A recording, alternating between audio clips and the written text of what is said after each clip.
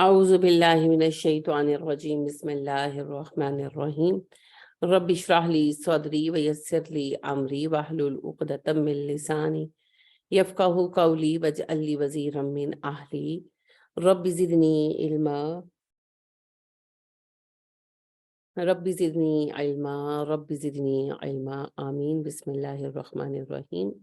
سورہ نساء آیت نمبر 88 سے آج ہم پڑھیں گے۔ اللہ فرما رہے ہیں فما لکم، کیا ہوا تم لوگوں کو، فی المنافقین، منافقوں کے بارے میں، فئتین، دو گروہ ہو گئے تمہارے،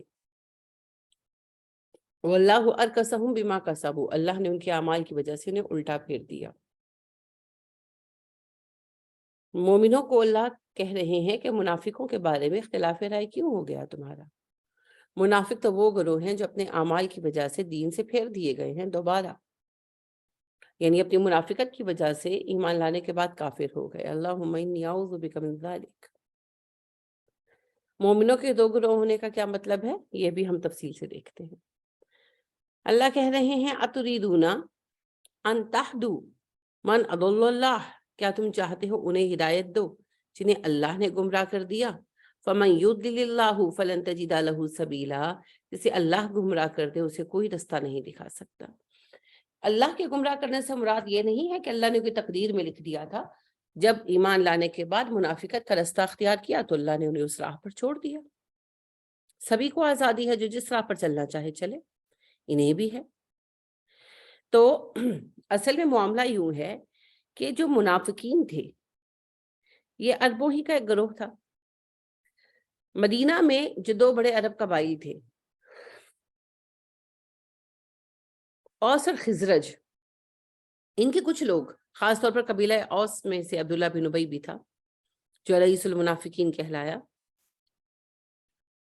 یہ ایک گروہ تھا جو ایمان نہیں لایا اول بعد ازاں خوف کے مارے، یعنی مسلمانوں کی بڑھتی ہوئی طاقت دیکھ کر، یا پھر اپنے خاندان کے پریشر میں کہ سب مسلمان ہو گئے ہم رہ گئے اکیلے، تو ایسا نہ ہو کہ بیوی بچے چھوڑ دیں، اس طرح کے پریشرز میں یہ ایمان لے آئے، لیکن دل سے اسلام کو قبول نہیں کیا۔ موقع کی تلاش میں تھے کہ کب وقت ملے اور کب ہم اس ساری صورتحال سے نجات پا لیں یا پلٹ ڈالیں اس معاملے کو۔ تو وہ موقع تو نہیں ملا۔ خود عبداللہ بن ابی جو ہے وہ بھی بدر کی فتح کے بعد اسلام لایا۔ تو اب جو دوسرے مسلمان تھے، یعنی ان منافقین کے علاوہ، ظاہری بات ہے ان کے رشتہ دار تھے، ساتھی اور دوست تھے، قبیلے کے لوگ تھے، تو وہ ان سے محبت تو رکھتے تھے نا، فطری ایک جو ہوتی ہے، اوپر سے وہ ظاہری صحیح ایمان تو لے آئے تھے۔ تو جو صحیح العقیدہ مومن تھے، سنجیدہ تھے پوری طرح، ان کا بھی عالم یہ تھا کہ جب منافقین کی باری آتی تو نرمی برتتے، ڈھیل دیتے، اگرچہ اس کا مقصد صرف اتنا تھا کہ شاید نرم رویے کی وجہ سے ان کے دل مائل ہو جائیں اور وہ بدل جائیں۔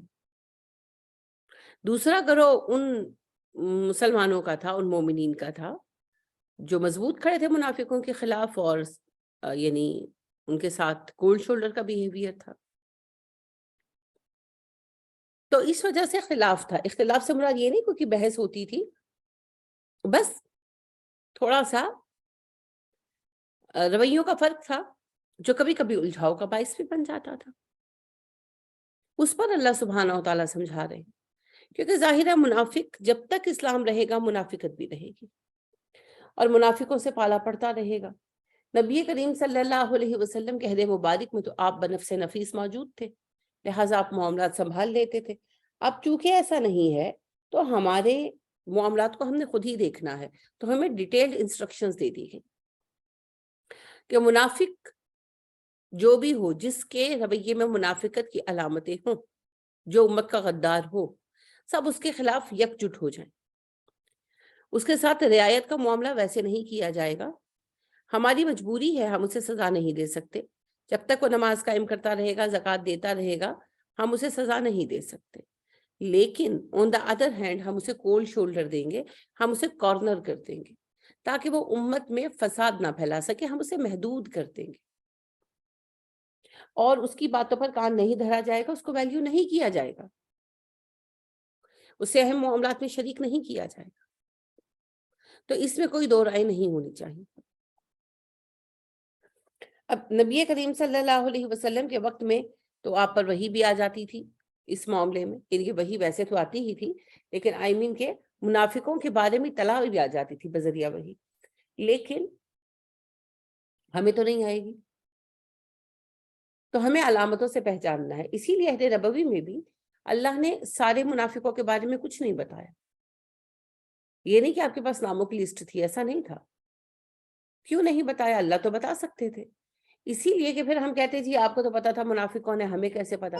منافقت کی علامتیں بتائی گئی ہیں اور منافقوں کا رویہ پوری تفصیل کے ساتھ جو ہے ڈسکس ہوا، پہلے آل عمران میں اور اب آپ نساء میں پڑھ رہے ہیں، آگے مزید علامتیں پڑھیں گے تو بہت واضح ہو جاتا ہے۔ سب سے اہم علامت تو یہ ہے مصیبت کے وقت ساتھ چھوڑ کر بھاگ جانا اور اچھے وقت میں ساتھ چلنا۔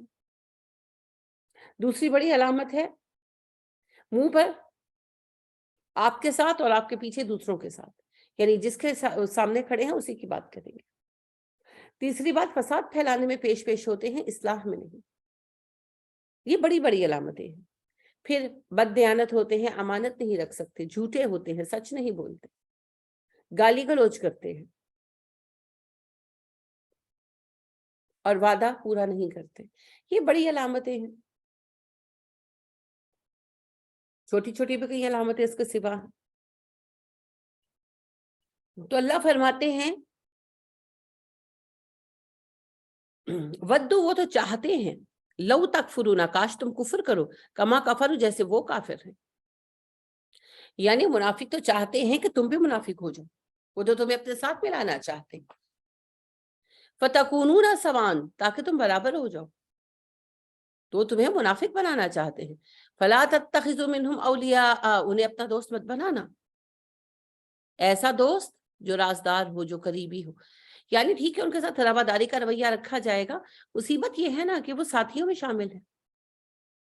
جیسے عبداللہ بن ابی کے بارے میں جب سورہ منافقون اتری تو عمر فاروق رضی اللہ تعالیٰ نے اجازت طلب کی، اس سے پہلے بلکہ کی، عمر فاروق رضی اللہ تعالیٰ نے اس سے پہلے اجازت طلب کی۔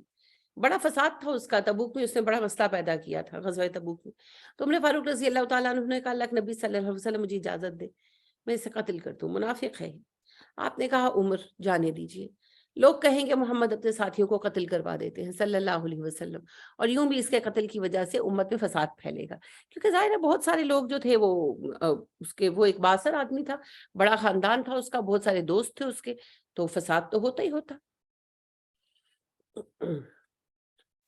اب اس کے بعد سورہ منافقون اتری۔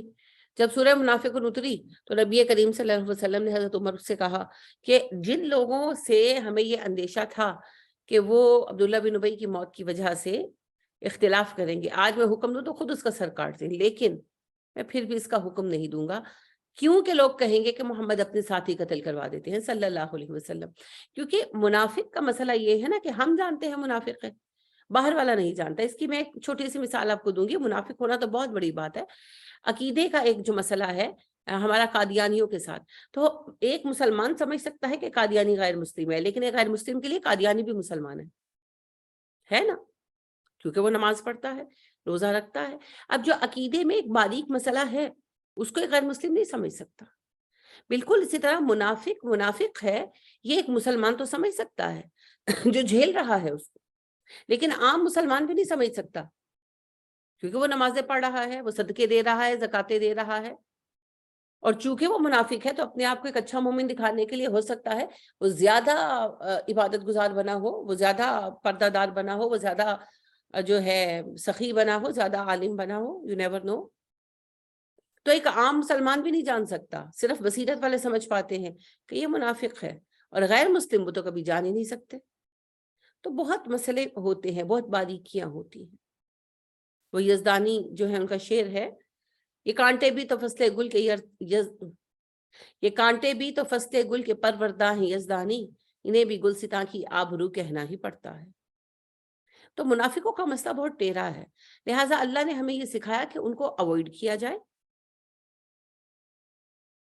درگزر سے کام لیں اور ان کو کولڈ شولڈر دیں، کارنر کر دیں، انہیں اپنے معاملات میں زیادہ انوالو نہ ہونے دیں اور قربتیں نہ بڑھائیں ان سے۔ لہٰذا اللہ یہاں بھی کہہ رہے ہیں انہیں اپنا قریبی ساتھی نہ بناؤ، حتیٰ یہاجروا فی سبیل اللہ، جب تک کہ وہ اللہ کی راہ میں ہجرت نہ کر جائیں۔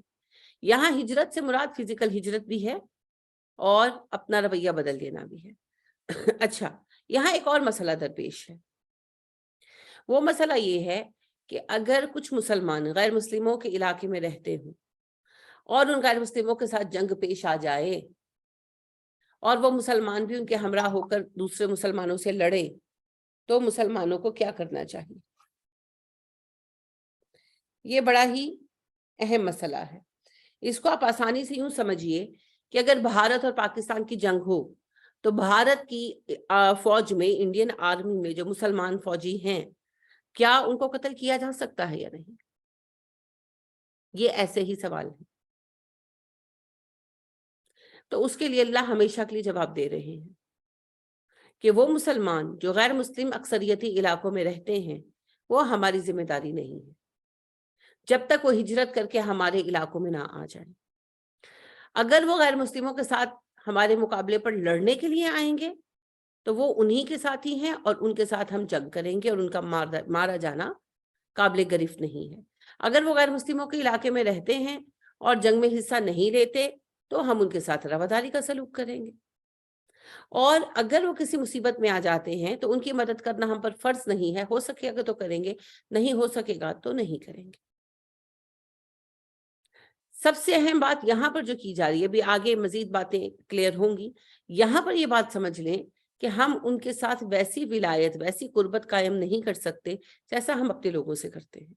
یعنی کہ ایک انڈین مسلمان میرا دوست ہے تو میں اس سے وہ راز شیئر نہیں کر سکتی، فرض کریں میں کوئی آفیشل ہوں اور میرے پاس کچھ اہم باتیں ہیں جو میں جانتی ہوں، تو میں ایک ایسے انڈین سے، بے شک وہ مسلمان ہو مگر وہ انڈین ہے، تو میں اسے شیئر نہیں کروں گی، فرض کر دیا گیا ہے مجھ پر۔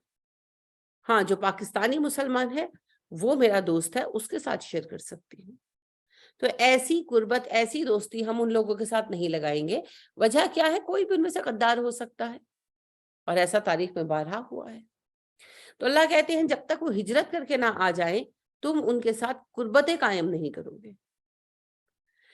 فَإِن تَوَلَّوْا، پھر اگر وہ منہ موڑ جائیں، فَخُذُوهُمْ، تو پکڑو انہیں، وَاقْتُلُوهُمْ، قتل کرو انہیں، حَيْثُ وَجَدتُّمُوهُمْ، جہاں انہیں پاؤ، وَلَا تَتَّخِذُوا مِنْهُمْ وَلِيًّا وَلَا نَصِيرًا، اور تم نہ انہیں اپنا دوست بناؤ نہ مددگار۔ واضح حکم ہے، یعنی کہ اگر وہ اس بات سے منہ موڑ جائیں، ہجرت نہ کریں، انہی علاقوں میں رہیں، اور جنگ ہو، جنگ میں لڑنے کے لیے آئیں۔ دیکھیں دو طرح کے گروہ ہو جائیں گے نا، ایک جو لڑنے کے لیے آیا اور دوسرا جو نہیں آیا۔ تو وہی بات ہے کہ انڈیا کے ساتھ جنگ ہو اور انڈین آرمی میں جو مسلمان سپاہی ہیں تو ان کا کیا کریں گے ہم؟ اسی کا حکم ہے، فخذوہم وقتلوہم، پکڑو اور مار ڈالو۔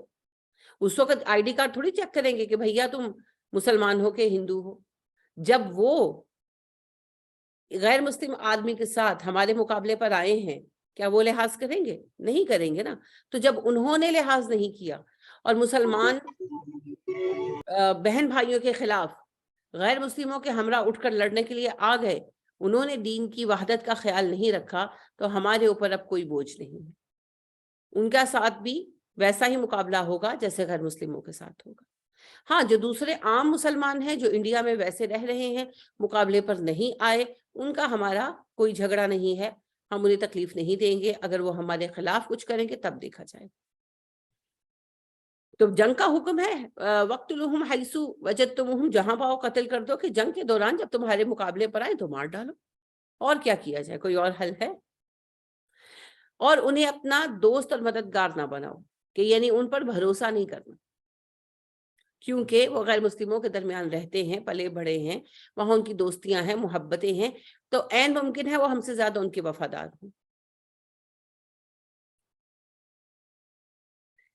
الا الذین، سوائے ان لوگوں کے، یصلون، جو جا ملتے ہیں،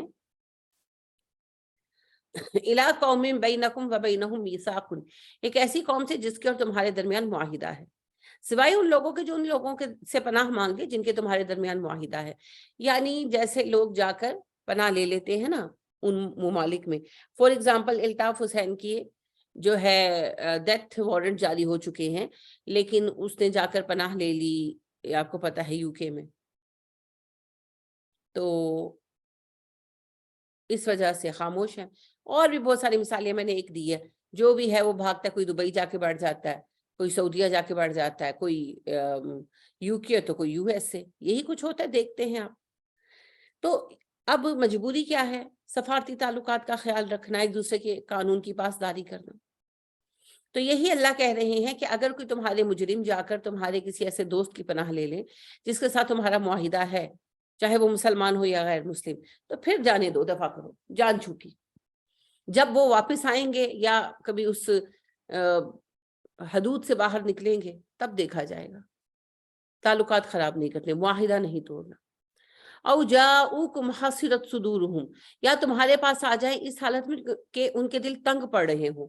آئیں یقاتلوکم، جنگ کر کر کے تم سے، او یقاتلو قومہم، یا اپنی قوم سے لڑ لڑ کے. یا وہ تمہارے پاس اس حالت میں آئے کہ جنگ سے ان کا دل تنگ پڑ گیا ہو، تم سے لڑ لڑ کے تھک چکے ہو، یا اپنے لوگوں سے. اب جو لوگ غیر مسلم ہیں ان میں جا کر آباد ہو گئے کچھ مسلمان، تو ان کی باقی خاندان کے لوگ تو مسلمان علاقوں میں ہی ہے نا. تو اپنے قبیلوں سے لڑنے کی وجہ سے، اپنے رشتہ داروں سے لڑنے کی وجہ سے دکھی ہو گئے ہیں، یا مسلمانوں کی طاقت کی وجہ سے تھک گئے ہیں اور صلح کے لیے آتے ہیں، تو اللہ کہتے ہیں صلح کر لو. کوئی جنگ بندی کا معاہدہ لے کر آئے، معذرت لے کر آئے، تو قبول کر لو، ٹھیک ہے. قائم رہیں گے تو نفع اٹھائیں گے، نہیں قائم رہیں گے تو سزا پائیں گے. لیکن اگر وہ صلح کا معاہدہ لے کر آئیں، جھک کر صلح کر لیں، تو ٹھیک ہے. ان کے لیے بھی یہ حق اللہ نے غیر مسلموں کو بھی دیا ہے کہ وہ بھی اگر صلح کر لیں تو تم صلح کر لو. تو مسلمان بھی اگر غیر مسلموں کے ساتھ مل کر جنگ کر رہے ہیں تو اگر ہتھیار ڈال دیں، صلح کر لیں، معافی مانگ لیں، تو معاہدہ کر لو. وَلَوْ شَاءَ اللَّهُ لَسَلَّطَهُمْ عَلَيْكُمْ فَلَا قَاتَلُوكُمْ، اگر چاہتا اللہ تو انہیں تم پر مسلط کر دیتا، پس تم ضرور ان سے جنگ کرتے، یا پس وہ ضرور تم سے جنگ کرتے. یعنی اللہ سبحانہ و تعالیٰ فرما رہے ہیں کہ ان سے جنگ کرو، جنگ میں کمزوری نہ دکھاؤ. یہ مت سوچو کہ وہ مسلمان ہیں. اگر اللہ اس کافر گروہ کو تم پر غالب کر دیتا جس کے ساتھی وہ بنے ہوئے ہیں، تو ایسی صورت میں تو وہ تو لازم تمہیں قتل کرتے، تمہارے اوپر مسلط ہوتے، وہ لحاظ نہ کرتے. تو اب جب وہ دشمنوں کے ساتھی بن کر آئیں تو تم لحاظ مت کرو. ملک کی بات بھی ہے یہاں پر، اور ویسے بھی اگر کوئی کسی کے ساتھ الائنس کرتا ہے، فور ایگزامپل جب یمن پر حملہ ہوا تھا تو اسرائیل اور امریکہ کے ساتھی بنے تھے ایران، ایران نہیں، ترکی اور قطر. ترکی تو خیر اس کی عوام کی اکثریت مسلمان ہے، لیکن ویسے ترکی جو ہے وہ کوئی مسلم ملک نہیں رہا، آپ کو پتا ہے، بے دین ہو چکے ہیں حکومتی اعتبار سے. لیکن قطر جو ہے وہ تو ٹیکنیکلی بھی اسلامی ملک ہے، تو پھر بھی قطر نے یعنی ان کے ساتھ الائنس کی. تو اگر یمن والے غالب آتے تو جو حکم اسرائیلی فوج کا ہے، جو حکم امریکی فوج کا ہے، وہی ترکی کی فوج کا ہوتا، وہی قطر کی فوج کا ہوتا. تو اللہ فرما رہے ہیں یہ مت سوچو کہ وہ مسلمان ہیں، اگر ان کے ساتھی کفار تم پر غالب آ جاتے تو وہ تمہیں نہ چھوڑتے، ان کے ساتھ مل کر یہ مسلمان بھی نہ چھوڑتے تمہیں. تو اگر پھر اللہ نے تمہیں کامیابی دی ہے تو تم بھی ان کے ساتھ لڑو، ذرا زور توڑو، انہیں بھی مزہ چکھنا چاہیے تمہاری طاقت کا، تاکہ وہ باز آ جائیں فتنوں سے. فائن، پھر اگر اعتزلوکم، وہ الگ رہیں تم سے، فلم یقاتلوکم، مت ان سے جنگ کرو. سمپل اصول ہے، اگر وہ تم سے الگ رہیں تم جنگ نہ کرو. یعنی فرض کریں کہ ایک آرمی میں مسلم بھی ہیں غیر مسلم بھی، اور محاذوں پر وہ لڑتے ہیں، مگر جب مسلمانوں سے لڑنے کی باری ہے تو مسلمان الگ رہے. فار ایگزامپل انڈین آرمی، اگرچہ یہ ہو نہیں سکتا لیکن میں ایک مثال دے رہی ہوں کہ انڈین آرمی کا جو مسلم ونگ ہے وہ الگ ہو جاتا ہے کہ بھائی ہم نہیں لڑیں گے مسلمان بہن بھائیوں کے خلاف، تم لوگ جاؤ اور لڑو. تو ہم اس مسلم آرمی ونگ کے خلاف نہیں لڑیں گے، ہمارا ان سے کوئی جھگڑا نہیں. یا دوسری صورت اس کی وہی ہے جو میں نے بھی عرض کی کہ جیسے ایک الائنس بنی، جنگوں کے لیے آپس میں کوئی معاہدہ ہوا کہ ہم ساتھ دیں گے. اب اس کے بعد ایک مسلم ملک پر حملہ کرنے کے لیے آگے بڑھے تو دوسرا مسلم ملک جیسے قطر ہے وہ کہتا ہے بھائی میں تو نہیں حصہ لوں گا، میں مسلمانوں کے ساتھ بلا وجہ جنگ نہیں کروں گا، باقی جنگوں میں ساتھ ہوں اس میں نہیں دوں گا. تو پھر ہم باوجود اس کے کہ ویسے وہ ایک دوسرے کے اتحادی ہیں، ہم ان سے نہیں الجھیں گے کیونکہ وہ بھی تو نہیں الجھے. تو اگر مسلمان غیر مسلموں کے ہمراہ بے شک ان کا کوئی معاہدہ ہو اتحاد کا، لیکن اگر مسلمان غیر مسلموں کے ساتھ مل کر مسلمانوں سے نہیں لڑتے تو ہم بھی ان سے نہیں لڑیں گے. لیکن اگر وہ مسلمان قوت جو ہے غیر مسلموں کے ساتھ مل کر مسلمانوں سے جنگ کرنے کے لیے آتی ہے تو پھر اس کا انجام وہی ہوگا جو باقی اتحادیوں کا ہوگا. No difference. وَأَلْقَوْا إِلَيْكُمُ السَّلَامَ، اور وہ ڈالیں تمہاری طرف صلح، یعنی کہ وہ جنگ سے الگ رہیں اور تم سے صلح کرنا چاہیں تو صلح کر لو. فما جعل اللہ لکم علیہم سبیلا، تب اللہ نے تمہارے اوپر کوئی رستہ نہیں رکھا ان کے لیے، یعنی اللہ تمہیں کوئی اجازت نہیں دیتے ان پر اٹیک کرنے کی. یعنی اس پوری فلسفی کو سمجھ لیں کہ وہ مسلمان جو غیر مسلم علاقوں میں رہتے ہیں، اگر یا کوئی مسلمان ریاست جو اتحادی ہے غیر مسلم طاقت کی، اگر وہ غیر مسلم طاقت کے ساتھ مل کر مسلمانوں پر اٹیک کرے گی تو ان کا حکم وہی ہے جو غیر مسلم حملہ آوروں کا ہے. لیکن اگر وہ اٹیک نہیں کرتے یا وہ الگ رہتے ہیں تو ایسی ساری صورتوں کے اندر ان پر کوئی الزام نہیں ہے. ستجدون آخرین، ان قریب تم کچھ دوسرے لوگ پاؤ گے، یریدون وہ چاہیں گے، ان یامنوکم کہ امن میں رہیں تم سے، ویامنوا قومہ اور اپنی قوم کے ساتھ بھی. ان قریب ایسے لوگ ان میں اٹھیں گے جنہیں تم دیکھو گے کہ وہ جنگ نہیں چاہتے، وہ تمہارے ساتھ بھی امن چاہتے ہیں، اپنے قبیلے کے باقی لوگوں کے ساتھ بھی امن چاہتے ہیں. یہ نہیں اللہ کہہ رہے کہ یہ منافق ہے تو اس کا مطلب یہ نہیں کہ ان کی اولادیں بھی منافق ہوں گی. جیسے عبداللہ بن ابی رئیس المنافقین تھا، منافقوں کا سردار تھا، لیکن ان کے بیٹے عبداللہ بڑے ہی مومن آدمی تھے. اور جب اما عائشہ صدیقہ رضی اللہ تعالیٰ عنہ پر الزام لگایا تھا عبداللہ بن ابی نے، تو انہوں نے خود کہا تھا کہ میں قتل کرتا ہوں اس منافق کو، مگر آپ نے اجازت نہیں دی. تو جو ہے عبداللہ بن ابی کے مردے کے ساتھ اس کا شر ختم ہو گیا. منافقت تو ختم نہیں ہو سکتی، وہ تو پھر آگے چلتے رہے سلسلے، لیکن جو عبداللہ بن ابی کے ہونے سے ایک اسٹرینتھ تھی منافقوں کو، وہ ان کا ہیڈ تھا. تو وہ جب مر گیا اور ویسا سرکش اور شرارت آمیز رویے والا انچارج ان کو فوری نہیں ملا اللہ کے فضل سے، تو بہت حد تک ان کا شر کم ہو گیا تھا. تو یہ کوئی ضروری نہیں ہے کہ ایک باپ منافق ہے تو اس کی اولاد منافق ہوگی، یا ایک مسلمان خاندان جو ہے وہ فسادی ہے تو ان کے بچے بھی فسادی ہوں گے. نہیں، ایسا کچھ نہیں ہے. اللہ فضل فرمائے گا ان کے بچے امن والے ہو جائیں گے، اور ایسی صورت میں انشاءاللہ چیزیں بہتر ہو جائیں گی. آپ دیکھیں گے جو ممالک مسلمان ایک دوسرے سے لڑتے رہے ہیں اور جنگوں میں خون بہاتے رہے ہیں، اب جن حالات سے ہم گزر رہے ہیں ہماری اگلی نسل ہم سے سمجھدار اٹھے گی انشاءاللہ. کلما، جب کبھی بھی رد وہ لوٹائے جاتے ہیں، الی الفتنۃ فتنے کی طرف، ارکسوا فیہا وہ الٹا دیے جاتے ہیں اس میں. جب بھی انہیں فتنے کی طرف لوٹایا جاتا ہے وہ اوندھے منہ میں گر پڑتے ہیں، یعنی کہ آزمائش میں وہ ثابت قدم نہیں رہ پاتے.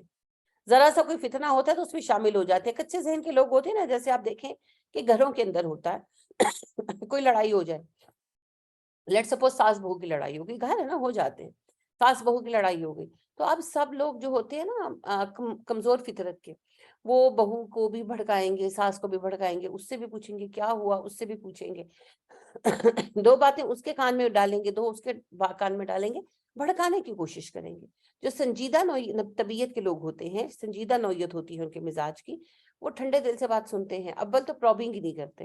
اور اگر ان کا رشتہ ایسا ہے، قریبی ہے، ان تک بات آتی ہی ہے، تو پھر وہ اچھی بات کہتے ہیں، سمجھاتے ہیں. بہو کو کہیں گے احترام کرو، ساس کو کہیں گے شفقت کرو، معافی کی بات کریں گے اور معاملہ سلجھانے کی کوشش کریں گے.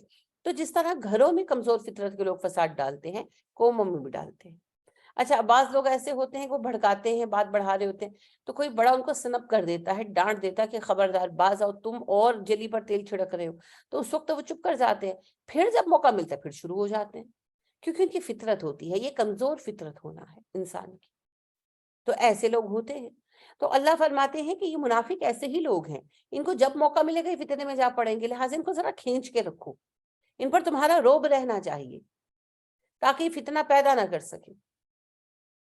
فَإِن، پھر اگر لم نہ یعتزلوکم الگ رہیں تم سے، وَیُلْقُوا نہ ڈالے علیکم السلام تمہاری طرف صلح، وَیَکُفُّوا اور نہ روکیں ایدیہم اپنے ہاتھوں کو، فَخُذُوہم پکڑو انہیں، وَاقْتُلُوہم مار ڈالو انہیں، حیث ثقفتموہم جہاں ان کو پاؤ. نہ اگر وہ جنگ سے رہنے پر آمادہ ہوں، نہ تمہارے ساتھ صلح کا کوئی معاہدہ کرے، اور نہ ہی اپنے ہاتھ تم سے روکے، یعنی جنگ میں شریک بھی ہو جائیں، تو پھر کوئی لحاظ نہیں۔ جب وہ تم سے لڑنے کے لیے آ گئے تو جو حکم ایک کافر دشمن کا ہے وہی حکم اس بندے کا بھی ہے جو مسلمان ہوتے ہوئے مسلمانوں کے خلاف لڑنے آ گیا، لہٰذا حالت جنگ میں جو تمہارے ہاتھوں مارا جائے مار ڈالو، سمپل بات ہے، ٹھیک ہے۔ وَأُولَئِكُمْ یہی وہ لوگ ہیں جعلنا بنایا ہم نے لکم تمہارے لیے علیہم ان پر سلطاناً غلبہ مبینہ واضح، یہ وہ لوگ ہیں جن پر ہم نے تمہارے لیے واضح دلیل قائم کر دی، یہ تمہارے پاس حق موجود ہے۔ مسلمان ہوتے ہوئے غیر مسلموں کے ساتھ مل کر تم سے لڑنے آ گئے، تمہیں تباہ کرنے آ گئے، تمہارے پاس واضح دلیل موجود ہے، ختم کرو انہیں، دشمن ہے، دشمن سے بدتر ہے کیونکہ اپنے ہیں نا، پھر ایسا کر رہے ہیں تو ڈونٹ اسپیئر دیم۔ وما کانا لمؤمن نہیں جائز کسی مومن کے لیے ان یقتل مؤمنا قتل کرے کسی مومن کو الا خطأ مگر غلطی سے، کوئی مومن کسی مومن کو مار نہیں سکتا مگر یہ کہ غلطی سے مار دے۔ تو اب تو ہم نے بہت سارے جواز پیدا کر لیے ہیں نا، توہین رسالت کے نام پر قتل کر دو، گستاخ رسول قرار دے کر مار ڈالو، کوئی ڈاکو ہے تو خود سزا دیں گے ہم زندہ جلا دو، یعنی بہت سارے ہم لوگوں نے وائلنس کے رستے پیدا کر لیے، جو ہے کاروکاری کر کے مار ڈالو، کسی کو حق نہیں ہے جی، کسی کو حق نہیں۔ بڑے سے بڑے مسئلے کا فیصلہ عدالت میں ہوگا، ہر مسئلے کا فیصلہ عدالت میں ہوگا، عدالت سزا تجویز کرے گی، اور اگر عدالت اس کو کلپریٹ نہیں مانتی تو عدالت کا فیصلہ سب کو ماننا ہوگا۔ اسلام نے عدالت سے بڑا عہدہ کسی کا نہیں رکھا، امیر المومنین کا بھی نہیں۔ امیر المومنین کا دعویٰ بھی اگر عدالت خارج کر دے تو امیر المومنین کو بھی ماننا پڑے گا، تو عدلیہ سب سے بڑی چیز ہے جی۔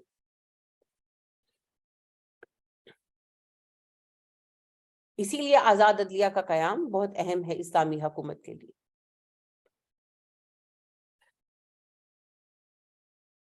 ومن جو قتل کرے مومنن ایک مومن کو خطأ غلطی سے، فتحریر تو آزاد کرے، ہر سے ہے جی، رقبت گردن مؤمنۃ ایک مومن کی، جس کے ہاتھوں غلطی سے ایک مسلمان مارا جائے وہ اس کے کفارے میں ایک مومن غلام کو آزاد کرائے، ودیتن اور دیت ادا کرے، مسلمتن پوری، الی اہلہ اس کے وارثوں کی طرف، اللہ سوائے اس کے ان یصدقوا کہ وہ معاف کر دیں۔ پہلی بات تو یہ ہے کہ ایک مومن غلام آزاد کرے، اور دوسری بات یہ ہے کہ وہ دیت ادا کرے پوری مقتول کے اہل خانہ کی طرف، یعنی پوری دیت بھی دے گا، اور دیت ہوتی ہے جو 100 اونٹوں کی قیمت، 100 اونٹوں کی قیمت جو ہو۔ تو اگر آپ دیکھیں کہ 1 لاکھ کا ایک اونٹ ہے تو 100 لاکھ ہو گئے، یعنی کہ 1 کروڑ ہو گیا، تو یہ تھوڑی قیمت نہیں ہے۔ جان کی تو کوئی قیمت ہوتی نہیں ہے نا، یہ تو اصل میں گھر والوں کو اللہ نے فائنینشل سپورٹ دی ہے تاکہ ان کے مسائل کا کچھ حل ہو سکے، اور جس کو ایک بار دیت بھرنی پڑ جائے نا اس کی اگلی نسلوں میں بھی کوئی سوچے گا نہیں آپے میں باہر ہو کر جان لینے کے بارے میں، وہیں پر تو کنگال ہو جائیں گے۔ دیت دینی کوئی آسان ہے؟ تو 100 اونٹوں کی قیمت دی جائے گی جی دیت، اور چونکہ مرنے والا مومن تھا تو ایک مومن غلام بھی آزاد کروائے گا، اب وہ جتنی بھی قیمت میں ملے، اللہ ان یصدقوا سوائے اس کے کہ وہ کچھ معاف کر دیں، یعنی مقتول کے اہل خانہ اگر معاف کر دیں پوری دیت یا آدھی دیت یا کوئی حصہ تو وہ ایک الگ بات ہے۔ فَإِن كَانَ مِن قَوْمٍ عَدُوٍّ لَكُمْ اگر وہ تمہاری قوم ایسی ہو جو دشمن ہو، یعنی وہ مسلمان تمہاری دشمن قوم سے ہو، وَهُوَ مُؤْمِنٌ لیکن ہو وہ مومن، فَتَحْرِيرُ رَقَبَةٍ مُؤْمِنَةٍ تو آزاد کرنا ہے ایک غلام کو قید سے جو مومن ہو۔ اگر ایک ایسی قوم کا فرد ہو جس کے ساتھ دشمنی چل رہی ہو لیکن وہ مسلمان جنگ کرنے آپ کے مقابلے پر نہیں آیا، غلطی سے مار دیا، تو اس کے بدلے میں ایک غلام آزاد کیا جائے گا، دیت نہیں دی جائے گی کیونکہ دشمن قوم ہے، جنگ چل رہی ہے، لہٰذا دیت نہیں دی جائے گی۔ البتہ غلام آزاد کروایا جائے. یہ اس بندے کے بارے میں ہے جو جنگ کرنے نہیں آیا. اگر تو جنگ کرنے آیا وہ تو پھر ویسے ہی اللہ نے حکم دے دیا نا. وَإِنْ كَانَ مِنْ قَوْمٍ بَيْنَكُمْ وَبَيْنَهُمْ مِيثَاقٌ, اور اگر ایک ایسی قوم کا بندہ ہو کہ تمہارے اور ان کے درمیان معاہدہ ہو, فدیۃ مسلمۃ, تو دیت سپورٹ کی جائے گی پوری الی اہلہ, اس کے اہل خانہ کو, وتحریر رقبۃ مؤمنۃ, اور آزاد کیا جائے گا ایک مومن غلام. یعنی کہ ایسی قوم کی طرف سے ہو جو بے شک مسلمان نہیں مگر ہمارے ان کے درمیان معاہدہ ہے, حالت جنگ نہیں چل رہی, اور ایک مسلمان کو اس قوم کے غلطی سے مار ڈالا تو پھر ہماری طرف سے بیعت پوری ادا کی جائے گی اور ایک غلام بھی آزاد کیا جائے گا جو مومن ہو. فَمَن لَمْ يَجِدْ, جو اس کی طاقت نہ پائے, فَصِيَامُ شَهْرَيْنِ مُتَتَابِعَيْنِ, تو مسلسل 2 مہینے کے روزے رکھے, توبۃ من اللہ, یہ اس کا اللہ کی طرف توبہ کرنا ہے. اچھا, اب اس میں ایک اصول یاد رکھیں کہ دیت تو دینی پڑے گی. وہ خود نہیں دے سکتا تو پھر حکومت ارینج کر کے دیتی ہے, اپنے پاس سے دیتی ہے یا لوگوں سے فنڈ کرتی ہے. ٹھیک ہے, البتہ جس بندے نے اپنی دیت خود ادا کر دی اس کا تو معاملہ سمٹ گیا. اب جو دیت ادا نہیں کر سکتا پھر وہ جو ہے 2 مہینے کے روزے رکھے گا, اور مسلسل رکھے گا. 60 روزے ہیں اور مسلسل ہیں جی. اگر ایک روزہ بھی بلا وجہ چھوڑا الحمدللہ تو پھر دوبارہ رکھنے پڑیں گے روزے.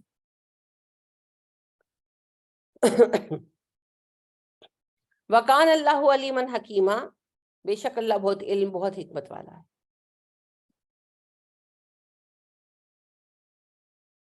وَمَن يَقْتُلْ, جو قتل کرے, مؤمناً, ایک مومن کو, متعمداً, جان بوجھ کر, فَجَزَاؤُهُ, بدلہ ہے اس کا, جہنم, جہنم, خالداً فیہا, ہمیشہ رہے گا وہ اس میں. جو کسی مومن کو جان بوجھ کر قتل کر دے تو اس کا بدلہ جہنم ہے جس میں اس نے ہمیشہ رہنا.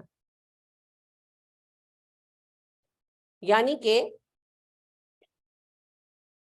یہ جو رعایتیں تھیں دیت وغیرہ کی, یہ اس صورت میں تھی جب قتل خطا ہو, جب قتل عمد ہو. جان بوجھ کر قتل کر دیا تو اللہ معاف نہیں کریں گے. نبی کریم صلی اللہ علیہ وآلہ وسلم فرماتے ہیں کہ تمہارا رب کہتا ہے کہ اگر ایک مومن کے قتل میں ساری کائنات کی مخلوقات شریک ہو جائیں تو میں سب کو جہنم میں ڈال دوں گا, کسی کو سپیئر نہیں کروں. تو لہٰذا ایک مومن کا قتل عمد دوسرے مومن کو جہنم میں پہنچائے گا. اِنَّا لِلَّهِ وَإِنَّا إِلَيْهِ راجعون. یہ آیتیں چلنی چاہیے نا ٹی وی پر بار بار. کیوں؟ یہ ٹیررزم کی روک تھام کے لیے. لیکن ہم کرتے کچھ نہیں, صرف باتیں سناتے ہیں. وغضب اللہ علیہ, اس پر اللہ غضبناک ہو گیا. ولعنہ, اللہ نے اس پر لعنت کر دی. وعد لہ عذابا عظیما, اور اس کے لیے عذاب عظیم تیار کر رکھا ہے. اب جو بچے ٹیررزم میں پھنستے ہیں ان کو یہی سکھایا جاتا ہے نا کہ تم ان مسلمانوں کو مار ڈالو, یہ گنہگار ہیں, یہ بدکار ہیں, فاسق ہیں, تو تم ان کو مار ڈالو تو تمہیں جنت ملے گی. یہی کچھ ان کو پٹیاں پڑھائی جاتی ہے. تو اگر مسلمان, یہ جو میڈیا ہے وہ بار بار یہ آیتیں چلائے, ان کا ترجمہ بتائے, ان کے بارے میں کوٹس جو ہے وہ دے, چھوٹی چھوٹی, لمبی لمبی نہیں, چھوٹی چھوٹی وضاحتیں پیش کی جائیں, اور مسلمان بچے بار بار سنیں, تو پھر وہ نہیں ٹریپ ہوں گے نا ٹیررسٹوں کے ہاتھوں. وہ برین واش کر سکتے ہیں تو ہم سمجھا کیوں نہیں سکتے؟ کیونکہ وہ نیگیٹو کام کر رہے ہیں, پیسوں کے لیے بچوں کو ٹریپ کر رہے ہیں, لیکن بہرحال وہ کر تو رہے ہیں نا. ہم کچھ بھی نہیں کر رہے, ہم بس بیٹھ کر برا بھلا کہہ سکتے ہیں یا پلے کارڈ اٹھا کر جو ہے احتجاج کر سکتے ہیں. ہم یہ کہہ سکتے ہیں حکومت ناکمی ہے, نااہل ہے, مگر ہم بھی تو ہیں, ہم بھی تو ہیں. ابھی پرسوں میں گئی ہوئی تھی کسی جگہ پڑھانے کے لیے, تو واپسی پر میں دیکھ رہی تھی کہ روڈ سائڈ پر بڑا جو گورنمنٹ کا بن ہوتا ہے الٹا پڑا ہوا ہے, یعنی اپ سائڈ ڈاؤن, نیچے کی سائڈ اوپر اور اوپر کی سائڈ نیچے, اور سب ارد گرد گند پھینکے جا رہے, اور ثابت ہے وہ بن. کسی کو اتنی توفیق نہیں ہے کہ الٹ گیا, چلو کسی بھی طرح الٹ گیا, سیدھا کر لو بھائی. نہیں, ہم تو سب شہزادے ہیں. ہم تو اپنے گھر میں بھی ڈسٹ بن نہیں دھوتے, ہماری کام والی دھوتی ہے. ہمیں گٹر صاف کرنے کے لیے ایک مستقل ذات چاہیے, چوڑے. ہم اب تک گٹر صاف نہیں کر سکتے, چوڑا صاف کرے گا. جب تک ہماری یہ مینٹالٹی ختم نہیں نہ ہوگی تب تک ہمارے مسائل حل نہیں ہوں گے. حکومت تو نااہل ہے, وہ اس لیے نااہل ہے کہ ہم نکمے اور نااہل ہیں. کیا صرف طنز کر دینے سے مسائل حل ہو جائیں گے؟ ہم سب کو پتا ہے کہ پاکستان میں درخت بہت کم ہیں، خاص طور پر لاہور میں تو بہت کم ہو گئے ہیں، سڑکوں وغیرہ کے بننے میں بے دریغ درخت کٹے ہیں، بے وقوفوں کی طرح کاٹے گئے ہیں۔ لاہور میں پولوشن بھی بہت بڑا، گاڑیاں بہت آئیں، یہ بھی ایک مسئلہ ہے۔ دو طرفہ مسائل ہوئے، یعنی ایک طرف درخت کاٹے گئے اور دوسری طرف پولوشن بڑھی۔ اب ہم جانتے ہیں، WHO کی رپورٹ ہے کہ لاہور کو پولوشن فری کرنے کے لیے 1 کروڑ درخت لاہور میں لگنا چاہیے، and we are waiting for somebody۔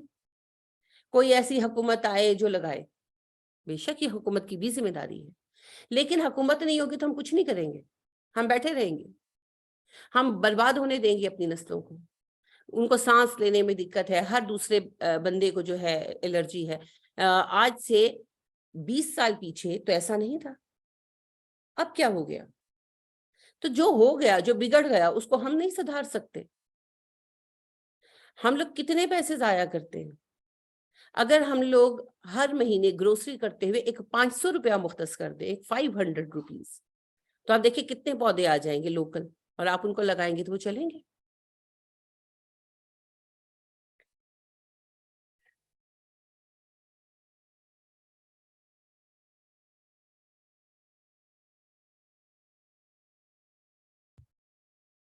الحمدللہ سوری۔ تو مسائل ہیں، مگر بہت سارے مسائل ہیں جو ہم خود بھی حل کر سکتے ہیں، اور بہت سارے مسائل ایسے ہیں جو ہمارے ہی حل کرنے کے ہیں۔ فار ایگزامپل گند کا مسئلہ لے لیں، کوڑے کا مسئلہ لے لیں۔ ہر جگہ پر جو یعنی ایریاز ہیں وہاں پر گند کا پرابلم ہے، گند بکھرا رہتا ہے، تو آپ نوٹس فرمائیں کہ ڈسٹ بنس جو گورنمنٹ نے لگائے ہوئے ہیں، لگے ہوئے ڈسٹ بنس لگے ہوئے ہیں، بڑے ڈسٹ بنس لگے ہوئے ہیں، بعض جگہوں پر 2 لگے ہوئے ہیں، مگر ان کے ارد گرد گند پڑا ہوتا ہے، بیچ میں نہیں پڑا ہوتا۔ کیوں؟ گاڑی میں لے کر جاتے ہیں، ان کے گھر سے نکلتے ہیں یا بائک پر چلتے چلتے پھینک دیتے ہیں، اتنی تکلیف گوارا نہیں کرتے کہ اتریں اور بن کے اندر ڈال دیں۔ اب کیا حکومت ہر دروازے کے آگے ایک بندہ کھڑا کرے گی جو ہمارا کوڑا لے کر جائے؟ بہت چھوٹی چھوٹی چیزیں، بہت چھوٹی چھوٹی چیزیں۔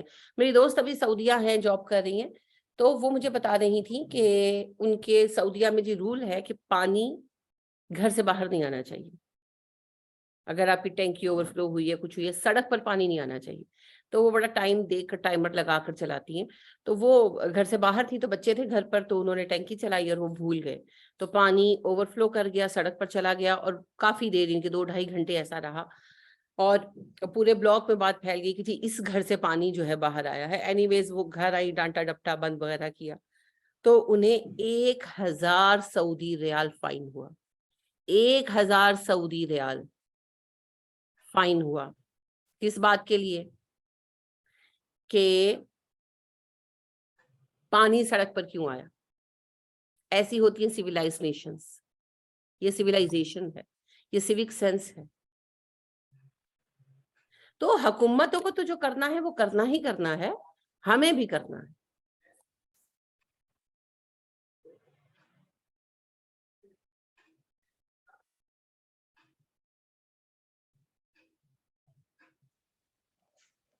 تو کسی بھی نیگیٹیوٹی کو روکنے کے لیے ضرورت ہوتی ہے پازیٹیوٹی کی۔ نہ تو رونے پیٹنے سے وہ نیگیٹیوٹی ٹلے گی، نہ ہی جو ہے نا نیگیٹو ہونے سے ٹلے گی نا۔ تو کیا کرنا چاہیے؟ اس نیگیٹیوٹی کا طور پازیٹیوٹی سے کرنا چاہیے۔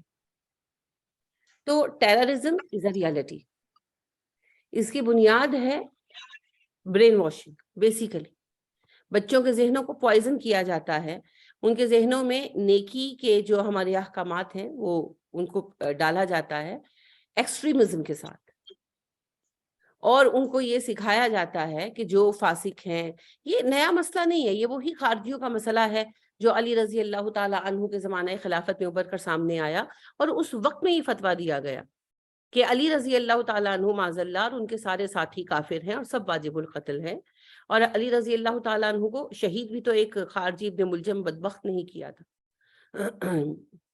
ذہن ان کے بنا دیے گئے تھے کہ جی انہوں نے یہ کیا، انہوں نے وہ کیا، جھوٹ سچ جو بھی، ظاہری بات ہے کہانیاں تو سنائی ہوں گی۔ اب بات یہ ہے کہ یہ سارا برین واشنگ کا کھیل ہے، جو علی رضی اللہ تعالیٰ عنہ جیسے جلیل القدر صحابی کو کافر مان لیں، ان لوگوں کی کس لیول کی برین واشنگ کی گئی ہوگی نا. تو یہ سارا اصل میں برین واشنگ کا کھیل ہے. اس میں ڈیفینیٹلی وہ کچھ نہ کچھ ٹیکنیکل ہیلپ بھی لیتے ہوں گے. جیسے بعض جو ہیں ایسے پکڑے گئے، ابھی کی میں بات نہیں کر رہی، میں ہسٹری کی بات کر رہی ہوں کہ مختلف اوقات میں ایسے لوگ پکڑے گئے جو ہپنوٹائز کرتے تھے، ہپنوٹزم کی ہیلپ لیتے تھے.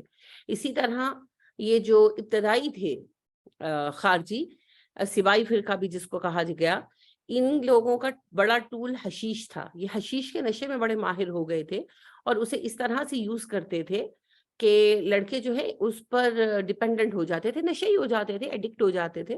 تو پھر وہ نشے کی خاطر ان کی ہر بات مانتے تھے. تو اس گروہ کو عربوں نے حشیشین کہا. حشیشین ہی کو جب وہ انگلش میں آیا تو اسیسین کہا گیا، اسیسینیشن کا جو ہے وہ لفظ بنا. تو حشیشین سے مراد دراصل وہ خارجی گروپ ہے جس نے اپنے لوگوں کو، ان کے لوگوں کو اپنی طرف مائل کرنے کے لیے، نوجوانوں کو قابو کرنے کے لیے حشیش کا نشہ استعمال کیا. تو ٹائم ٹو ٹائم ڈفرینٹ پینترے تو ضرور استعمال کرتے رہے ہیں، لیکن مین کام ان کا وہی ہے، برین واشنگ کا. ہم اس کا مقابلہ کرنے کے لیے کیا کریں گے؟ سب سے اہم کام ہے بچوں کے ذہنوں کو مضبوط کرنا، اور وہ آپ کر سکتے ہیں تبلیغ کے ذریعے. تو لمبی لمبی تبلیغ نہیں، یعنی ٹو دی پوائنٹ کہ یہ باتیں بتائی جانی چاہیے. اور اگر یہ 2005 میں یہ سب جو ہے شروع ہوا تھا ہمارے یہاں پراپر، ویسے تو 9/11 سے 2000 سے ہی یہ جو ہے شروع ہو گیا تھا، مگر 2005 سے اونورڈ بڑی شدید جو ہے وہ ٹیررزم کی صورتحال پاکستان میں رہی ہے، اور ہم نے بہت طویل ٹیررزم جھیلا ہے جسے وار آف ٹیرر کہا گیا. تو بات یہ ہے کہ اس وار آف ٹیرر میں جو کچھ ہم نے جھیلا، اگر اس وقت سے 9/11 کے ٹائم سے لے کر یا پھر 2005 ہی سے لے کر اگر یہ چیزیں بچوں کو دن رات ٹی وی پر دکھائی جاتی، ہر 2-4 گھنٹوں کے بعد ہر چینل، پرائیویٹ ہو گورنمنٹ ہو، صرف ان چند آیتوں کو فوکس کر کے بتاتا، تو کتنا فرق پڑ سکتا تھا، کتنا فرق پڑ سکتا تھا. لیکن نہیں، ہم کوئی کام تو نہیں کریں گے، ہم کوئی پلان نہیں کریں گے، ہم کچھ بھی نہیں کریں گے، ہم صرف شور مچائیں گے، کیونکہ ہمیں عادت پڑ گئی شور مچانے کی، واویلا کرنے کی. ایک بہت پرانا نذیر ناجی صاحب کا کالم ہے، مجھے یاد آتا ہے اکثر، کہ وہ کہتے ہیں کہ ہماری قوم کا حال سیاپے کی نین والا ہو گیا ہے. سیاپے کی نین دیہاتوں میں یہ ہوتا ہے کہ کوئی مر جائے نا امیر آدمی تو کرائے پر رونے والے منگواتے ہیں. تو کہتے ہیں وہ عورتیں ہوا کرتی تھی تو ان کو سیاپے کی نین کہا جاتا تھا. تو وہ آ کر روتی، ایسا روتی کہ یعنی کہ لگتا کہ ان کو کچھ ہو جائے گا. اور جب جنازہ اٹھ جاتا تو ایسے منہ وغیرہ صاف کر کے فریش ہو جاتی، کیونکہ ان کا پروفیشن تھا. تو کہتے ہیں ہمارا رویہ بھی یہی ہو گیا، کوئی مسئلہ آتا ہے تو ہم خوب روتے ہیں، خوب پیٹتے ہیں، اور تھوڑی دیر بعد ہم وائپ آؤٹ کر کے آنسوؤں کو تو ہم اٹھ کر اپنے کاموں میں لگ جاتے ہیں جیسے کچھ ہوا ہی نہیں. تو واقعی ہم لوگ کسی چیز کو سیریس نہیں لیتے اور کسی چیز کے حل کی طرف نہیں جاتے. ہم سب منتظر بیٹھے ہوئے کہ کوئی اور آئے اور ہمارا مسئلہ حل کر دے. تو یاد رکھیں، مسئلہ حل کرنے کے لیے کوئی نہیں آئے گا، کیونکہ ہم ہی آخری امت ہے. کنتم خیر امتن اخرجت للناس، تم دوسروں کے لیے نکالے گئے لوگ ہو. اپنے مسئلے بھی خود ہی حل کرو گے، دوسروں کو بھی لیڈ کرو گے. نہیں کرو گے تو مار کھاتے رہو گے جب تک کرنے کے لیے اٹھ نہیں جاتے. تو کوئی دوسرا نہیں آنے والا. We are the last nation, we are the last امہ. کوئی نہیں آنے والا، ہم ہی نہیں کرنا ہے جو کرنا. تو لہٰذا اٹھیں گے اور کریں گے. تو کمرے ہمت باندھیں اور اپنے اپنے مسائل کو حل کرنے کے لیے کچھ نہ کچھ سٹیپس لینے کی کوشش کریں انشاءاللہ. میں یہ نہیں کہتی کہ سب کچھ حل ہو جائے گا، لیکن بنیاد تو پڑے گی نا. آج ہم کچھ کریں گے، کل بچے کچھ کریں گے، اور چیزیں آگے انشاءاللہ بہتر ہوتی جائیں گی. تو انشاءاللہ درختوں کا بھی جو ہم نے سوچا نہیں، مضبوط ارادہ باندھا ہے، اس کا آغاز انشاءاللہ بھی کریں گے. اور آپ نے دعا کرنی ہے اور ساتھ ساتھ بھی دینا ہے انشاءاللہ. اچھا، تو اللہ سبحانہ و تعالیٰ فرما رہے ہیں جو کسی مومن کو جان بوجھ کر قتل کرے گا اسے ہم جہنم میں ہمیشہ کے لیے ڈال دیں گے. اور اللہ اس پر غضبناک ہوا، اللہ نے اس پر لعنت کر دی اور اس کے لیے عذاب عظیم تیار کیا. میں نے آپ کو بھی حدیث سنائی، نبی کریم صلی اللہ علیہ وسلم نے فرمایا جس نے ایک مسلمان کو جان بوجھ کر قتل کیا، اگر اس کے قتل میں ساری آسمان و زمین کی مخلوقات شریک ہو جائیں، مجھے اپنی عزت و جلال کی قسم ہے میں ان سب کو جہنم میں ڈال دوں ایک بے گناہ مسلمان کے لیے. اور آپ صلی اللہ علیہ وآلہ وسلم فرماتے ہیں کہ قاتل و مقتول دونوں ہی جہنمی ہیں. صحابہ نے کہا اللہ کے نبی صلی اللہ علیہ وسلم قاتل تو سمجھ آ گیا، مقتول کیوں؟ آپ نے کہا وہ بھی تو اس کو مار دینا چاہتا تھا، یعنی اگر دو فرد ایک دوسرے کو مار دینا چاہتے ہیں اور اس وجہ سے لڑتے ہیں تو دونوں ہی جہنم میں جائیں گے۔ تو کسی بے گناہ مسلمان کو مار دینا بالکل جائز نہیں، بالکل جائز نہیں۔ لہٰذا اب صحابہ کو دیکھیں گے کہ جب خانہ جنگی شروع ہوئی تو صحابہ جو ہے وہ علم اور تعلیم کے کاموں میں لگ گئے، خانہ جنگیوں میں شریک نہیں ہوئے۔ تو بات یہ ہے کہ یہ تعلیمات عام ہونی چاہیے۔ بہرحال قتل خطا اگر ہوگا مسلمان کا تو دیت دی جائے گی، اور ایک مسلمان غلام جو ہے آزاد کروایا جائے گا۔ اگر قتل عمد ہوگا تو اللہ کہتے ہیں میں نے معاف ہی نہیں کرنا۔ یا ایھا الذین آمنو، اے ایمان والو۔ اچھا یہاں پر یہ بات ایک میں واضح کر دوں، یہ بات اس کے لیے ہے جو توبہ کے بغیر مر گیا۔ جس نے توبہ کر لی، معاف کر دینے والی ذات اللہ کی ہے۔ اگر کسی نے کسی کو قتل کر دیا اور وہ سزا سے بھی بچ گیا، بعد ازاں جا کر احساس ہوا اور اس نے توبہ کر لی، حقیقی توبہ کر لی، تو معاف کر دینے والی ذات اللہ کی ہے۔ اللہ سب کچھ معاف کر سکتے ہیں توبہ کی بات۔ لیکن اگر کسی نے کسی کو قتل کیا اور فخر سے مر گیا، الطاف الحارث کی سب سے بڑی مثال ہے، جس ٹائم 234 قتل کیے ہیں اس نے، اور وہ آرام سے بیٹھا ہوا ہے، اور یہ تو اس نے کیے ہیں، کروائے پتہ نہیں کتنے ہیں، اس کے ایک ایک بندہ جو ہے اس نے سینکڑوں قتل کیے ہوئے ہیں، کسی نے 150 بندے مارے ہیں، کسی نے 134 مارے ہیں، انا للہ و انا الیہ راجعون۔ اور سب سے بڑھ کر جو ٹائم ایم کیو ایم کا تھا کراچی میں پیک کا، میرا بچپن کا ٹائم تھا، آپ لوگوں کا بھی بچپن کا ہی ہوگا ڈیفینیٹلی، یعنی یہ وہ ایج تھی کہ 10 سال سے 15 سال کی عمر کے درمیان کا ہی ٹائم تھا۔ تو اس وقت کس قدر قتل و غارت گری تھی کراچی میں، کس طرح بوری بند لاشیں ملتی تھی، کتنا خون بہایا گیا مسلمانوں کا، کس وجہ سے بہایا گیا، سب بے گناہ معصوم مسلمان، صرف دہشت قائم کرنے کے لیے۔ اور آپ کو یاد ہوگا کہ قتل کر کے، ہاتھ پیر کاٹ کے، انا للہ و انا الیہ راجعون، لاشوں کو کیما کر دیتے تھے یہ ظالم لوگ۔ اور جب آپریشن نواز شریف صاحب کے اچھے کاموں میں ایک بڑا کام جو یہ ہے کہ جب ان کا ٹائم تھا فرسٹ گورنمنٹ کا، تو انہوں نے ایم کیو ایم میں فوجی آپریشن کرایا تھا، اور اس وقت جو ان کے سلاٹر ہاؤسز تھے ان کو جب دکھایا گیا تھا تو وہ ایسے لگتا تھا کہ کسی انگلش ڈراؤنی فلم کا وہ سیٹ لگا ہوا ہو نا، کہ انا للہ و انا الیہ راجعون۔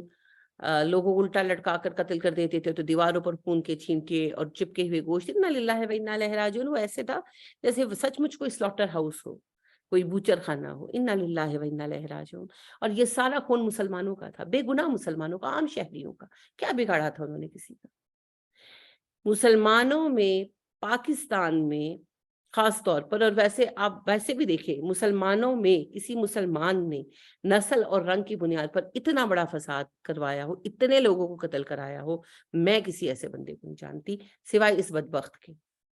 اور اتنے لوگوں کو مار کر وہ وہاں بیٹھا ہے اور اس کو اپنی حرکتوں پر کوئی شرمندگی نہیں، وہ آج بھی وہی کچھ کرائے اگر اس کا بس چلے تو ایسے بندوں کے لیے پھر کوئی معافی نہیں ہے جی۔ ایک قتل بھی کیا ہو اور شرمندہ نہیں ہے تو کوئی معافی نہیں ہے۔ ہاں، جو توبہ کر لے، توبہ کے دروازے سب پر کھلے، جو دل سے توبہ کر لے، شرمسار ہو جائے، اس کو اللہ معاف کر دیں، وہ مالک ہیں۔ لہٰذا اس پر ایک حدیث جو ہے ہمیں بنی اسرائیل کے بارے میں ملتی ہے کہ ایک بنی اسرائیلی تھا، اور وہ جو تھا قاتل تھا، اس نے 99 لوگ مارے تھے۔ تو وہ ایک عابد کے پاس چلا گیا۔ ویسے یہ بنیادی طور پر یہ حدیث علم کی فضیلت پر ہے اور توبہ کی فضیلت پر بھی ہے۔ بعض محدثین نے اسے توبہ کی فضیلت میں شامل کیا ہے، بعض نے علم کی فضیلت پر، دونوں پر ہی جاتی ہے یہ۔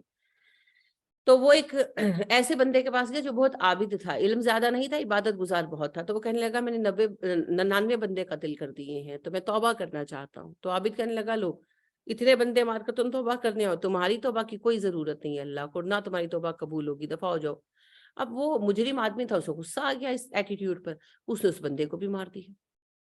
100 پورے ہو گئے۔ اب وہ بہت افسردہ ہوا، اور یہ بڑی اتھینٹک حدیث میں سے ہے۔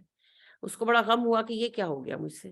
خیر وہاں سے نکلا، ایک عالم کے پاس گیا، کہنے لگا کہ سر ایسے ہو گیا مجھ سے، اور جس کے پاس میں گیا تو اس نے ایسے کہا، مجھے غصہ ہے، میں نے اسے بھی مار دیا، اب کیا کروں؟ تو ان صاحب نے کہا کہ دیکھو، تمہارے اور تمہاری توبہ کے درمیان کوئی حائل نہیں ہو سکتا، تم توبہ کرو، اس کام کو چھوڑ دو۔ اور ایک مشورہ دیتا ہوں، یہاں پر تمہاری ساکھ بری ہے، لوگ جانتے ہیں کہ تم پیشہ ور قاتل ہو، تو اسی صحبت میں رہو گے تو بگڑو گے. تم فلاں علاقے میں چلے جاؤ, وہاں کے لوگ بہت نرم دل اور نیک ہیں, ان میں رہ کر تمہیں اپنے آپ کو چینج کرنے میں اور اپنی توبہ پر قائم رہنے میں آسانی ہوگی. تو اس بندے نے توبہ کی ان کے ہاتھ پر اور وعدہ کیا اور وہاں سے چل پڑا, اور راستے میں اسے موت آ گئی, وہ مر گیا. تو عذاب کے فرشتے بھی آ گئے اور جنتی فرشتے بھی آ گئے, اور بحث ہو گئی فرشتوں میں کہ روح ہم لے کر جائیں گے تو روح ہم لے کر جائیں گے. تو اللہ سبحانہ و تعالیٰ سے فرشتوں نے عرض کی کہ اللہ جی آپ فرمائے اب ہم کیا کریں.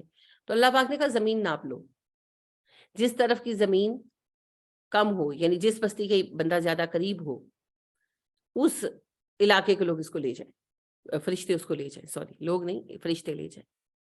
یعنی کہ اگر نیکوں کی بستی کے قریب ہے تو جنت کے فرشتے لے جائیں, اگر بروں کی بستی کے قریب ہے تو جہنم کے فرشتے لے جائیں.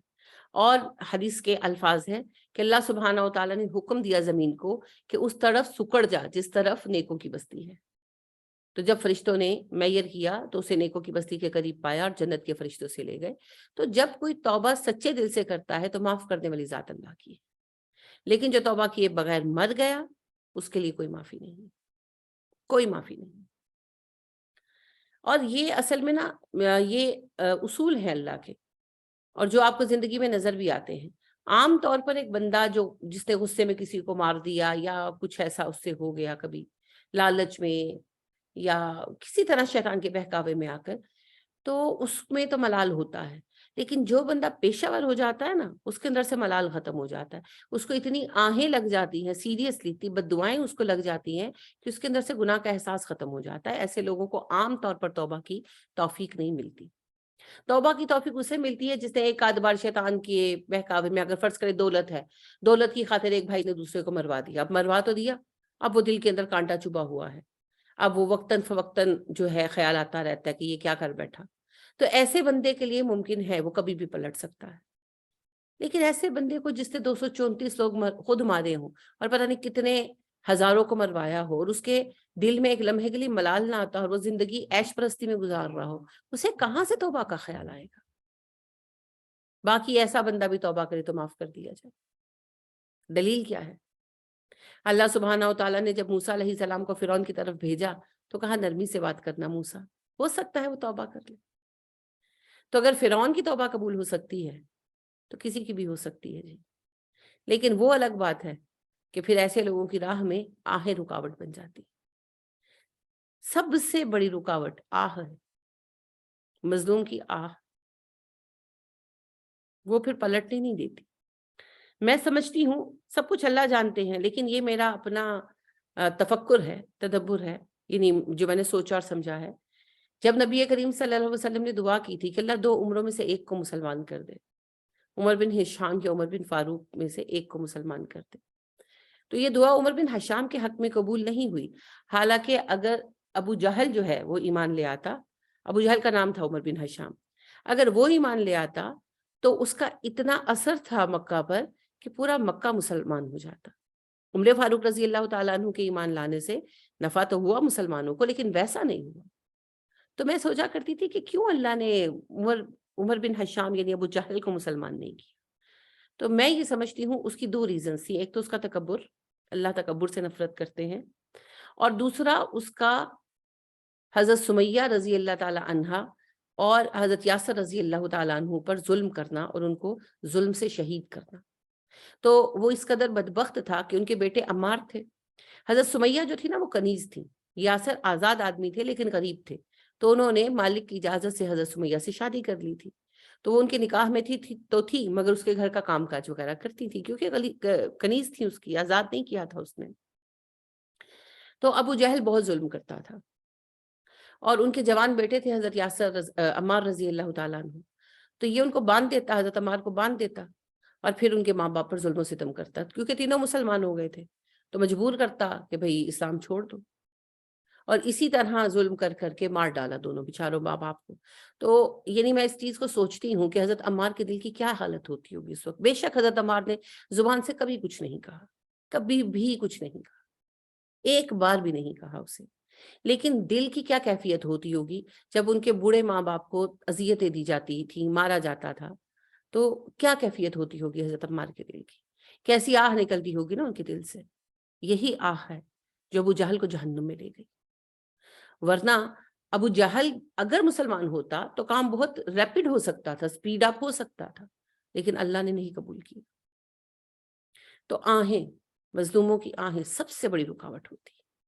تو ہمیشہ ایک بات کا خیال رکھیں، ہماری وجہ سے کبھی کسی کی آنکھ میں آنسو نہیں آنا چاہیے، ہماری وجہ سے کسی کو غمزدہ نہیں ہونا چاہیے. ہمیں کوئی کچھ کہہ جائے خیر ہے، معاف کر دیں. ہماری طرف کسی کا حق نہ نکلے، ہمارا کسی کی طرف نکلتا ہو خیر ہے، معاف کر دیں. ہم کسی پر زیادتی نہ کریں، ہم پر اگر کسی وقت کوئی کر جائے خیر ہے، معاف کر دیں. لیکن ہم ظالموں میں شامل نہ ہوں. نبی کریم صلی اللہ علیہ وسلم نے کہا لوگوں ظلم سے بچو، کیونکہ مظلوم کی آہ اور اللہ کے عرش میں کوئی چیز رکاوٹ نہیں ہوتی، کوئی چیز. ہم یہ بھول جاتے. تو ظلم ضروری نہیں ہوتا کہ کسی کی جان لے کر ہی ہو، بعض اوقات ہم گھروں میں ظالم ہو جاتے ہیں. یعنی ایک بچی نے مجھے بتایا کہ اس کی گھر میں یعنی ایسے ہوتا ہے کہ والدہ جو ہیں وہ جب گروسری آتی ہے تو جیسے انڈے گن گن کے رکھتی ہیں، فروٹس گن گن کے رکھتی ہیں، دودھ ڈیلی آتا ہے پر میئر کر کے رکھا جاتا ہے کہ یعنی کہ بھئی ظاہر ہے جوائنٹ فیملی ہے، بہویں ہیں، بچے ہیں، تو اگر کوئی یوز کر لے تو بہت ناراض ہوتی ہیں. فروٹس اپنے کمرے میں رکھتی ہیں، کوئی وداؤٹ پرمیشن لے نہیں سکتا. یہ بھی تو ظلم ہے. جب آپ کا سسٹم جوائنٹ ہے، اگر آپ نہیں بیئر کر سکتے انہیں الگ کر دیجیے، اور اگر آپ نے ساتھ رکھا ہے تو پھر آزادی دیں. کون کھا رہا ہے؟ آپ کے پوتے کھا رہے ہیں، آپ کی پوتیاں کھا رہی ہیں. کیوں آپ بے وجہ جو ہے اپنے آپ کو مجرم بناتے ہیں؟ اور دلچسپ بات یہ ہے کہ جو جس کے نصیب میں اس نے کھا ہی لینا، آپ روک نہیں سکتے. ایک اور خاتون آئی تو انہوں نے یہ بتایا کہ ان کی جن کی جٹھانی ایسے کرتی ہیں. ایک اور خاتون جو ہے وہ اسٹوڈنٹ ہی ہے میری، تو جاب کے سلسلے میں انہیں دوسرے شہر جانا پڑا ہے، پڑا کچھ عرصہ پہلے، اور کچھ عرصہ انہیں اپنی بہن کے ساتھ رہنا پڑا. تو بہت اپسیٹ رہی. سگی بہن تھی، لیکن یہ کہ دونوں جاب کرتی تھی، وہ گھر میں پیسے بھی دیتی تھی بہن کو، لیکن ان کی بہن کہتی تھی تم نے 2 روٹیاں کھا لی ہیں، تم نے دہی اتنی زیادہ کھانی ہے، تم ابھی بھی دودھ کا کپ پیو گی. تو یعنی کہ اس نے وہ جس چیز کو کہتی وہ چھوڑ دیتی تھی، یعنی کہ لائک دہی کھانا چھوڑ دیا، دودھ پینا چھوڑ دیا. تو میں نے ان سے، انہوں نے مجھے کہا کہ میں کیا کروں، تو میں نے ان سے کہا کہ آپ سیپریٹ ہو جائیں. آپ بے شک کسی ہاسٹل میں جا کے رہ لیں یا پیئنگ گیسٹ بن جائیں، یہ اس طرح کی آپ بھی گنہگار وہ بھی گنہگار تو کوئی ضرورت نہیں. ہم یہ بھی ظلم ہوتے ہیں، یہ ظلم ہوتے ہیں. کیا ہو گیا؟ اور میں دیکھتی ہوں، جنرلی میں دیکھتی ہوں، یعنی کہ میں ابھی ایک ایسی ابھی کچھ دن پہلے میری سیٹنگ ہوئی ایک بہن کے ساتھ. اچھا، وہ ایک شوہر کی 2 بیویاں ہیں، دونوں ہی اچھی عورتیں ہیں. اب جو پہلے سے ہیں ظاہرہ وہ ڈومینیٹنگ ہے، تو اب وہ جو دوسری مسز ہیں وہ ان کو چیز نہیں لینے دیتی. یعنی کہ جو فرسٹ وائف ڈومینیٹنگ ہے، گھر کا اختیار انہیں کے ہاتھ میں ہے، تو سیکنڈ ہے وہ ان کو کہیں گی ہر چیز پر اسی طرح روکا ٹوکی، یہ کیوں لیا ہے، جیسے بہوؤں کو ہوتا ہے وہ کیوں لیا ہے، ابھی تمہیں یہ کیوں چاہیے. تو وہ انہوں نے اپنی ہر چیز کم کر دی، یہاں تک کہ وہ کافی ویک ہو گئی ہیں، کمزور ہو گئی ہیں. تو میری دونوں کے ساتھ ہی اچھا تعلق ہے، تو خود ہی مجھے بتا رہی تھی کہ ایسے ایسے ہے. تو میں نے ان کو کہا آپ ایسا کیوں کرتی ہیں؟ اور میں نے خود یہ دیکھا ہوا ہے. میں نے ان کو کہا، میں نے کہا آپ کا کوڑا اٹھانے کے لیے جو آتا ہے نا جمع دار، اس کو آپ روز ناشتہ بنا کر دیتی ہے پراٹھا، لیکن وہ عورت جو آپ کے گھر کا حصہ ہے آپ اس کو الاؤ نہیں کرتی کھانے کے لیے، حالانکہ اس گھر پر جتنا حق آپ کا ہے اتنا اس کا ہے. اگر آپ اس کو اپنے ساتھ بیئر نہیں کر سکتی، اپنے شوہر کو کہیں وہ ان کو الگ کرے، لیکن آپ کو حق نہیں ہے کہ آپ اس کو روکیں، اور اگر آپ روک رہی ہیں تو آپ گنہگار ہیں. تو ہم یہ سمجھتے ہیں کہ یہ ہم سے پوچھ نہیں ہوگی، نہیں جی پوچھ ہوگی، یہ ظلم ہے. تو ظلم کے ہر راستے کو اپنے اوپر بند کر لیں. اور میں نے یہ بات آج کل بہت فریکوینٹ دیکھی ہے کہ ملازموں کے ساتھ اچھے ہیں، ہمسایوں کے ساتھ اچھے ہیں، اپنے گھر کے اندر جو افراد ہے جیسے نند ہے، کوئی بھابھی ہے، دیورانی جٹھانی ہے، ساس بہو ہیں، تو ایک دوسرے کے ساتھ ٹھیک نہیں، بالکل ٹھیک نہیں. غیروں کے ساتھ اچھے ہیں، اپنوں کو پوچھنے کو راضی نہیں. تو یہ بالکل درست نہیں ہے. Charity begins at home. الدارو الجارو بعد الدار عربی محاورہ ہے، ہمسائے کا نمبر گھر والوں کے بعد آتا ہے۔